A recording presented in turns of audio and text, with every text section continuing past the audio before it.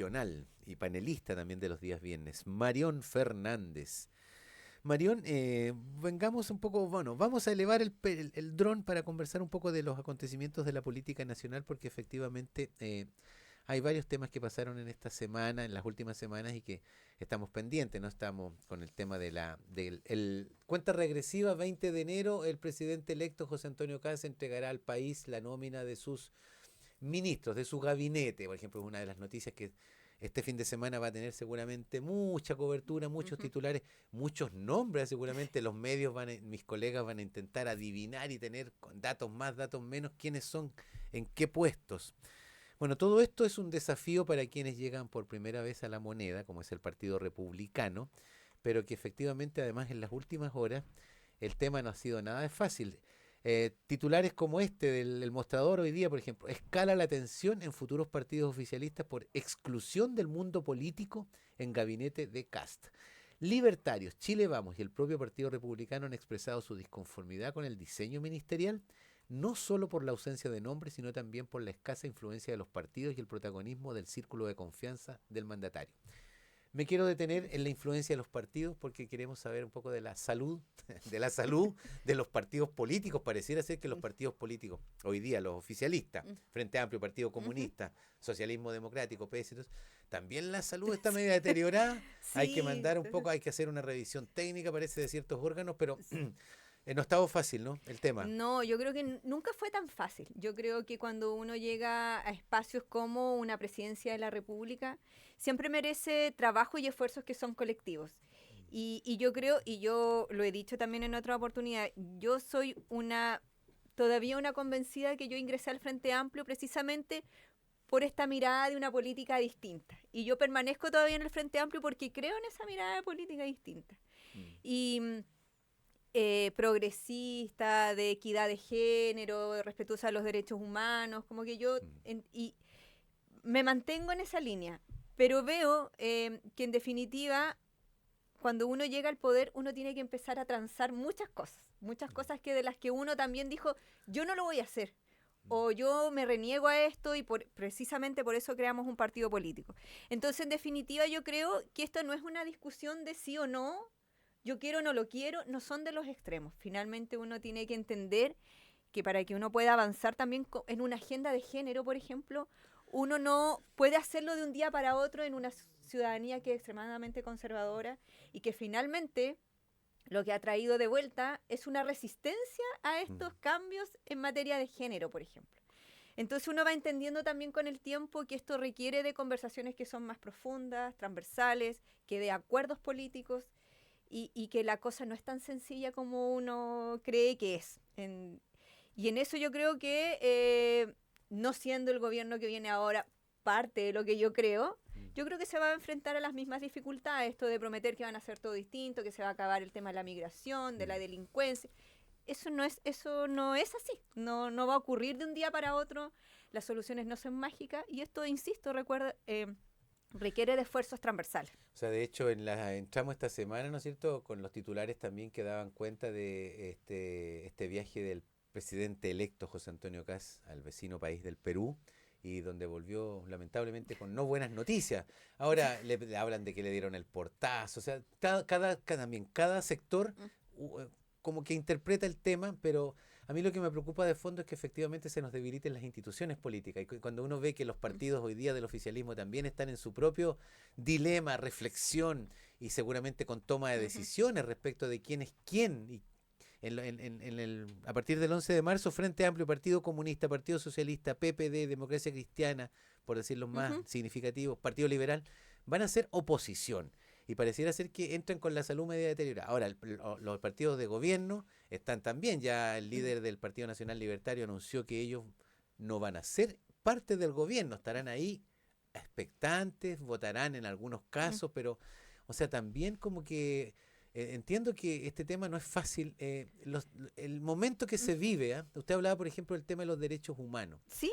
y en esta semana, caso, Gatica, con una decisión donde se reconoce lo culposo de este señor Crespo, Mm. pero absuelto por Legítima defensa. legítima defensa. Ni hablar, el tema de derechos humanos que estremece hace 2 días, 3 días, caso Julia Chuñil, otra cuestión que nos tiene así, pero ¿para Sí, dónde? Exijo una explicación, diría el personaje histórico de Chile, ¿no es cierto? así Condorito, es. pero eso habla de, estuvimos la semana, decíamos, estuvo Mónica González acá presentando el informe de derechos humanos. Este tema de derechos humanos, por ejemplo, es un tema, un dilema que se viene a partir del 11 de marzo para Ujú. usted. Ahí hay Sí. un manto de, un gran signo de interrogación en algunos casos. Bueno, lo primero que me gustaría como responder a la reflexión igual que Ujú, acabas de realizar y tiene que ver con que las fuerzas que nos decimos de izquierda, progresista, tenemos que unirnos.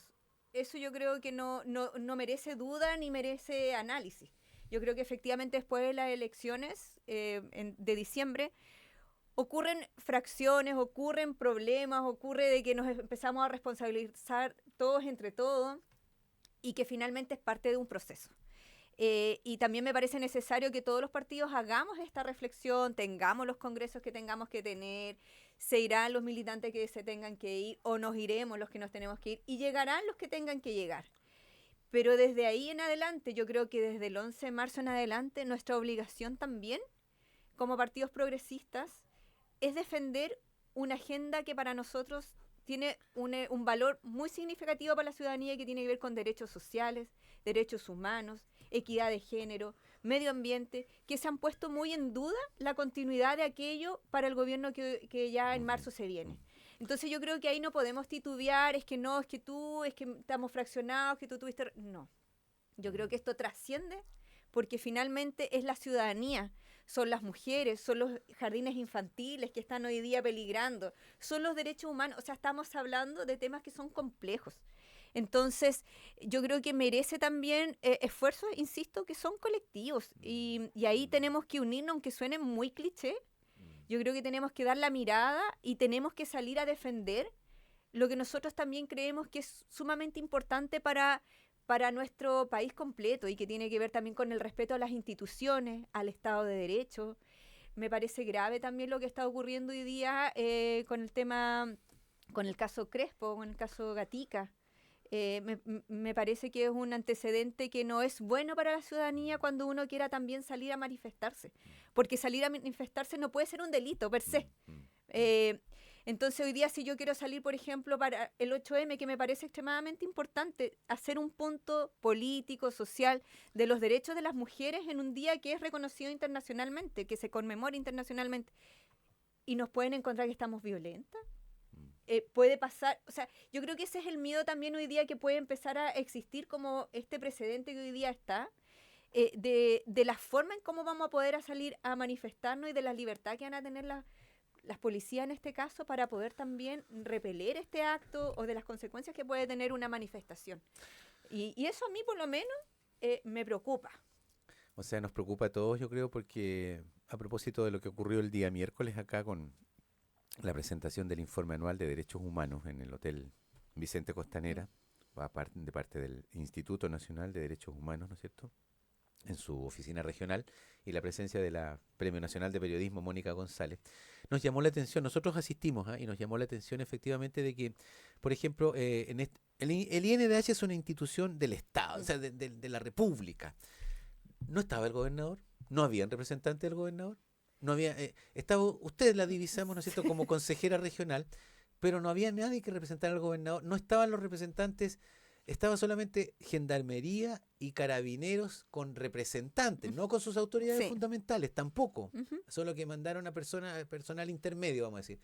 No vimos ni al ejército, no vimos a otras instituciones claves, la Fuerza Aérea, la Marina, no vimos a varias instituciones nos llamó la atención. No estaba el municipio de Puerto Montt también, el capital regional, Ujú. un informe, un tema como usted dice, o sea, derechos humanos no es solamente policía versus detención, es mucho Sí. más que eso, ¿no es cierto? Oiga, y en ese sentido preocupa que haya como una especie de mirada un poquito por encima del hombro respecto de esto.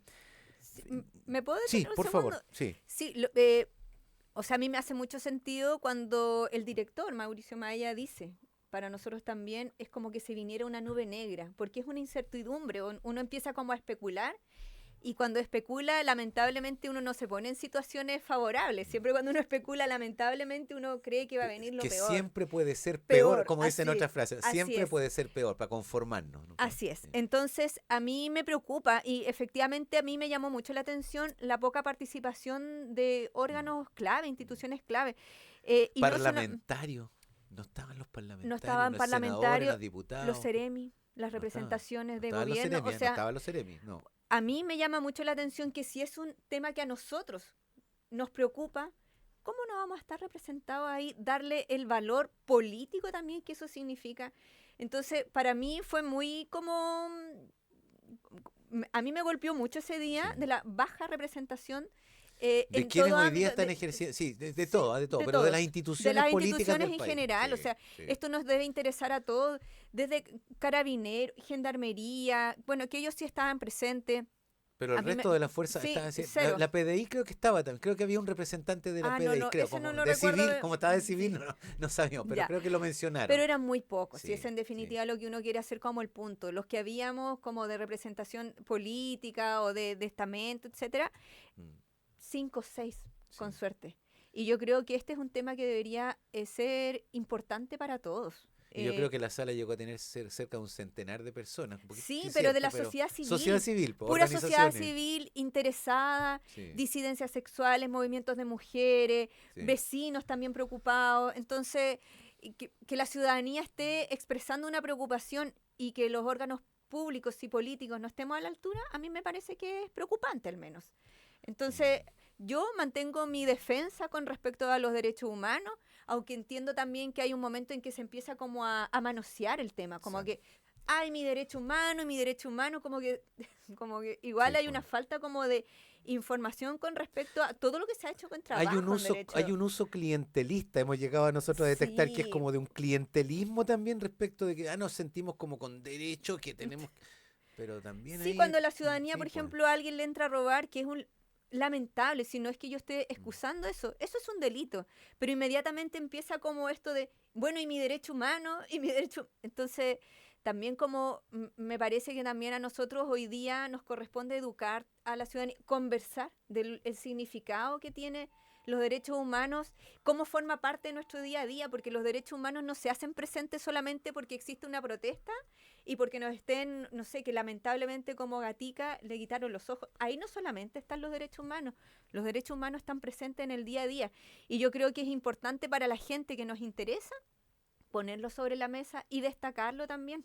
O sea, que yo esté conversando hoy día en un espacio político mayoritariamente de hombres y que hoy día pueda estar dando mi opinión acá, también tiene que ver con la ratificación de derechos humanos y de la valoración de las mujeres dentro de los espacios políticos. Entonces, eh, vayamos conversando un poco más en profundidad de eso, a mí me parece.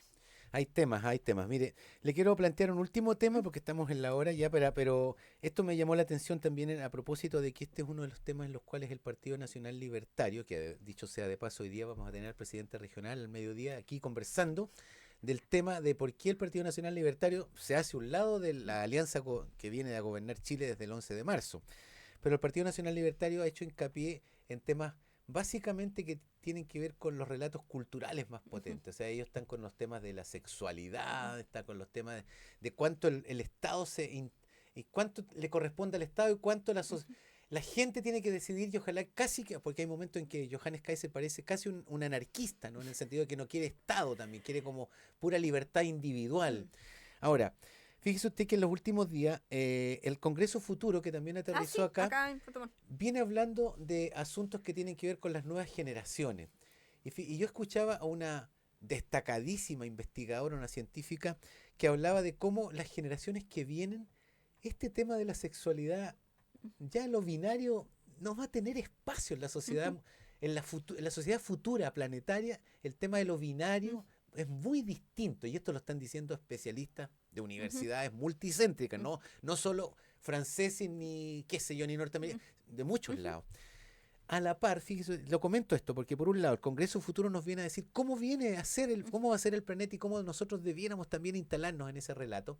Y por otra parte, escuchaba en el Senado, en la Comisión de Género del Senado, a la senadora Claudia Pascual, hace 2 días atrás, que estaba denunciando, estaba poniendo una voz de alerta porque la Contraloría General de la República ha solicitado al Ministerio de Salud la totalidad de los datos con nombre, dirección, RUT, todo lo que tiene que ver con niños, niñas y adolescentes que están en procesos de salud, ¿no es cierto?, como con su salud en los temas de transgénero y del tema. Oiga, a mí me pareció realmente que estamos llegando a un momento en que George Orwell en 1984 se va a quedar chico. Pero esto se lo digo, o sea, ¿cómo podemos estar tan con una institución que nos parece que está haciendo bien la pega, pero que en esto está, yo creo que es tremendamente perdida o está metiéndose mucho más allá de lo que le corresponde? Los datos privados de las personas en salud son una cuestión que está asumido mundialmente como un asunto que le corresponde a profesional y paciente.